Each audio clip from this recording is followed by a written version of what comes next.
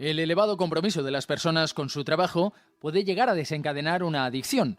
Lo sufre 1 de cada 10 trabajadores en España, según una investigación de la Universidad Jaume I de Castellón.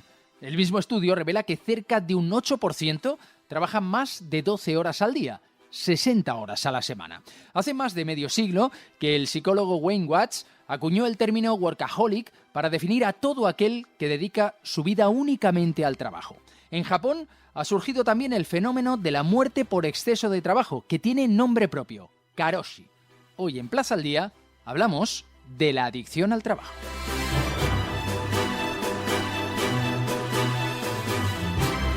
José de Sola es doctor en psicología y psicoterapeuta en De Salud Psicólogo. Señor de Sola, ¿qué tal? Muy buenas.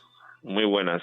¿Cómo podemos definir la adicción al trabajo? La adicción al trabajo es, como su nombre indica, un excesivo tiempo invertido en horas y en dedicación al trabajo, pero un tiempo que excede, digamos, lo que sería esperable normalmente y que llega a interferir y invadir otras áreas de la vida, familiares, personales, con amigos. Entonces, realmente la persona que se adicta al trabajo solo se siente o apenas se siente motivada con trabajar. Entonces es incapaz de disfrutar de vacaciones porque disfruta con su trabajo. Entonces se lleva el ordenador o llega tardísimo a casa o invierte los fines de semana. Realmente no estamos hablando de una persona que se vea obligada por necesidad a trabajar tanto, sino la persona que voluntariamente elige esta actividad porque se siente motivada, porque le gusta mucho lo que hace o porque siente que el trabajo es prácticamente lo único importante en su vida. Entonces estas personas no son capaces de dejar de trabajar y eso les da grandes problemas con la familia, con los amigos, o interfiere en muchísimas áreas de la vida. Por eso se dice que es una adicción, porque produce interferencias, ¿no? Es difícil en una sociedad que propugna la cultura del esfuerzo, el establecer la frontera entre ser muy trabajador y ser adicto al trabajo. No parece sencillo, o sí, o hay algunos tips claros que tenemos que definir. Efectivamente, la adicción al trabajo está dentro de lo que se llaman buenas adicciones, ¿no? Entre comillas, ¿no? Entendemos por buenas adicciones, son adicciones pues que no resultan ofensivas ni llamativas, ¿no? Como puede ser también la adicción al deporte o la adicción a la comida sana, que también son adicciones, son buenas adicciones y no suelen llamar la atención, incluso dan buena imagen. Sin embargo, la línea entre lo que sería normal dentro de esta cultura del esfuerzo y lo que sería ya patológico está, como he dicho antes, en el nivel de interferencia. Si una persona acaba teniendo problemas con su familia, con su pareja, con sus hijos, con sus amigos, con su familia extensa en general, que no descansa, que se pasa los fines de semana trabajando con el ordenador, no tanto porque sea necesario realmente, sino porque él considera que eso es lo que más su objetivo fundamental en el día a día, ¿no? Cuando se produce este nivel de interferencia es cuando ya podemos hablar de una adicción, cuando podemos hablar ya de que estamos hablando de un comportamiento problemático. La persona, pues eso, que llega tardísima a casa, que incluso antes de acostarse, pongo un ejemplo, pues incluso en la misma cama se pone con el portátil a acabar cosas, que llega el fin de semana y se pone a hacer cosas en casa, o que incluso en las vacaciones no deja de trabajar, por ejemplo. Es decir, cuando realmente la línea está en cuando eso produce interferencias e incluso también produce trastornos y síntomas físicos de agotamiento en la propia persona. Pero básicamente lo que se suele limitar como característico en este tipo de adicciones es el nivel de interferencia con el entorno. Cuando se produce esta interferencia es cuando podemos hablar de que esa es la línea. ¿Qué tipo de causas pueden llevar a una persona a desarrollar este tipo de comportamiento?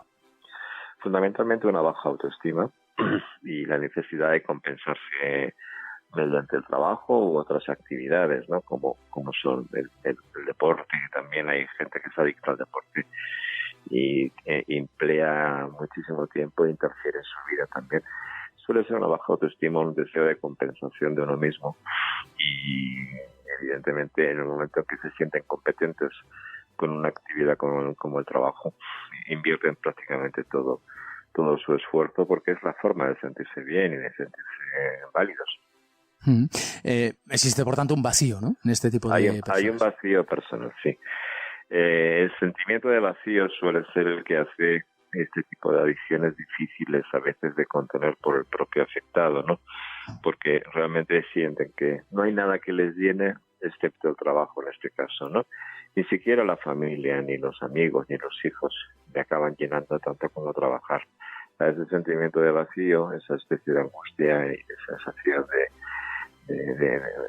vacío, efectivamente, pues no les permite más que dedicar atención al trabajo, que es lo que les hace sentirse llenos. De hecho, cuando dejan de trabajar, cuando no se les permite trabajar, cuando se les dice que ahora no pueden trabajar, se ponen nerviosos, sienten que están perdiendo tiempo y sienten sensación de ansiedad, de vacío. Eso es propio de una adicción. Por eso quizá ahí donde tenemos también otras características de esa línea divisoria, ¿no? ¿Existe una tipología de trabajos más adictivos que otros? Básicamente no la conozco. Creo que yo en mi experiencia clínica siempre he visto la adicción al trabajo muy centrada en el mundo ejecutivo. Por ejemplo, de gente o de pequeñas, grandes empresas, mucho en el mundo ejecutivo. Seguramente existirán otras áreas, Mi experiencia siempre he tenido eso, a ejecutivos, a directivos, a gente pues que viene porque su mujer le ha dicho o te tratas o me separo de ti porque no hay quien te vea, ¿no? Pero seguramente existirá, seguro que existe, seguro que tiene que existir este tipo de adicción en otras áreas laborales.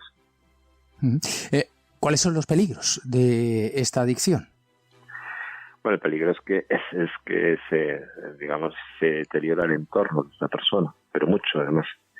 Se deteriora, se producen a veces separaciones, rupturas de parejas, enfrentamiento con los hijos, con la familia y luego eso es en cuanto al entorno, en cuanto a nivel personal físico, evidentemente si este tipo de personas son propensas a desarrollar síntomas psicosomáticos como hipertensión o riesgos de problemas cardiovasculares también, lógicamente, por el esfuerzo y la tensión que mantienen en el día a día. ¿Y cómo podemos combatir esta adicción o no llegar a ese punto? Combatirlo, la primera forma de combatirlo es que el propio paciente sea consciente de lo que está haciendo. Así que el propio paciente deje de creer que lo que hace y todo el tiempo que invierte es estrictamente necesario. Que deje de creerlo y que vea, en cuanto a su entorno, que vea el deterioro que se está produciendo, incluso en la gran soledad en la que se está metiendo, ¿no? Esa es a lo mejor el primer feedback que tiene que tener. Muchas veces sí son conscientes ellos, estas personas son conscientes de que están invirtiendo excesivo tiempo, pero bueno, no lo pueden evitar o no lo quieren evitar. Sin embargo, cuando se les plantea, mira, tu mujer se va a separar, tus hijos ya no te quieren ver, tus amigos pues los estás perdiendo, realmente ese feedback realmente suele ser importante como primer paso de inicio a que haya una concienciación para iniciar un tratamiento. Hay que tener en cuenta que también el adicto al trabajo suele ser también muy adicto al deporte, por ejemplo. Todo decir, digamos, forma parte de lo mismo, es decir, la necesidad de llenar mi tiempo con actividades útiles, ¿no? Constantemente, ¿no? Entonces, bueno, de pronto es eso, entre que dedica muchas horas a trabajar y que cuando sale también se va al gimnasio a mediodía y realmente no tiene tiempo para relacionarse con nadie. Entonces, a veces eso es la primera información que hay que darle y plantearle: si tú quieres seguir así, te vas a quedar solo, no vas a tener familia, o tu familia no va a querer estar contigo. Ese suele ser el primer paso. José de Sola es doctor en psicología y psicoterapeuta de Salud Psicólogos.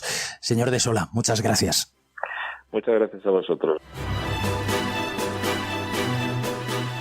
Saludamos a Ricardo Rodríguez, es coordinador de la Unidad de Intervención en Adicciones UNIADICT de Madrid. Señor Rodríguez, ¿qué tal? Muy buenas. ¿Qué tal? ¿Cómo nos encontramos? ¿Cuál sería el perfil de alguien que acude a una terapia de adicción al trabajo? Generalmente nos encontramos con un perfil de personas varones, hombres, entre una media de menores de 45 años, perfiles ejecutivos, perfiles ligados al departamento de finanzas, a grandes empresas, a CEOs y cargos intermedios, digamos. Un tipo de perfil de unas personas que tienen una alta responsabilidad y que tienen la capacidad también laboral de poder crecer dentro de esa responsabilidad. ¿Tiene cura la adicción al trabajo? Todas las adicciones tienen cura y tienen un tratamiento, digamos. El cerebro es muy plástico y tiene la capacidad para poder reformularse hasta cualquier tipo de daño que sea. En este caso no es un daño fisiológico, pero como el cerebro está preparado también para poder ser adicto a lo que sea, todo aquello que produce placer, digamos, genera algún tipo de compulsión, entonces tiene una capacidad plástica de recuperación. El tratamiento de una adicción al trabajo conlleva una recuperación de la persona, entonces por lo tanto tiene una cura. Cuéntenos, ¿cómo funciona? ¿Cómo evalúan ustedes a un paciente que llega a pedir ayuda, en definitiva, que tiene esos indicios de adicción al trabajo? ¿Cómo se producen esos primeros momentos? Generalmente, como estamos hablando de algo que encima es una palabra anglosajona, ¿no es cierto? El workaholic, que tarda en introducirse aquí en España, por una cuestión también aunque hay algo de conciliación también en la vida familiar y en la vida laboral, no se estima tanto, o sea, no se identifica tanto ese tipo de perfil o la propia persona porque no entra dentro de un autónomo o una persona que tiene una pequeña empresa y lo que hace es tener muchas horas para poder cubrir gastos o para poder llevar ese dinero a su familia, ¿no? Sino que estamos hablando de personas que han ido depositando una serie de expectativas y de exigencias personales en el ámbito de lo laboral y descuidando todos otros aspectos de su vida, ¿no? Entonces, muchas veces las personas que acuden no vienen porque ellos puedan identificar esto, sino que son traídos.